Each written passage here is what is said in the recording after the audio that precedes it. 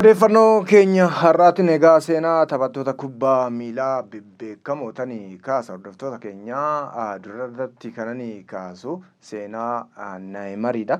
Neeymaar da Silva Santos Junior jedhama. Lammii biyya Biraazil taphataa kubbaa miilaa isa beekamaadha jechuudha. Kan dhalate akka lakkoofsa warra Awurooppaa bara 1992 ji'a Guraandhalaatti iddoon immoo Mogi das Cruz jedhama achuun Biraazil keessatti jechuudha. Neeymaar egaa taphattoota ciccimoo Biraazil qabdu keessaa isa tokkodha. Yeroo ijoollummaa isaa rakkoo keessa ture taphataan kuni maatiin isaa harka qalleeyyii wanta ta'anii fi waan nyaatu irrattuyyuu rakkachaa nama turedha. Gaaf tokko jiruu kiyya keessatti ani maallaqa nan qabaadha jedhee nama abjootaa ture. Nama immoo abjuusaa san gara dhugaatti fide jechuudha Neeymaar. Egaa amma immoo kilabii Faransaay Paaris Saint Germain keessatti taphata jechuudha. Taphataan kuni taphataa fuulduraa lakkoofsa 10 nama uffatudha jechuudha. Taphataan kun taphataa cimaa addunyaa kanaatis jedhamee beekama jechuudha. Dheerinni isaa meetira 1 fi seentimeetira 75. Taphataan kun ijoollummaatti 1999 haga 2003tti Portugiiza Santista keessatti leenji'aa ture. Iddoon kun akaadaamiidha jechuudha. Waggaa 7 gara kubbaatti seene jechuudha. Leenjuu kan calqabe waggaa 7. Bara 2003 haga 2009tti immoo Santos keessatti shaakalaatii ture jechuudha. Santos kilaba kubbaa miilaati. Egaa daandiirratti wayita inni taphatu arganii fuudhanii kilaba kana keessatti immoo leenjisaa turan jechuudha. Isaanis bara 2009 haga 2013tti achuma Santos keessatti sirriitti taphachuu eegale jechuudha. Yeroon kun yeroo umriin isaa waggaa 17 ta'edha. Egaa Biraazil keessattis namni kubbaa miilaatiin beekamu tokko Neeymaar uumame jechuudha.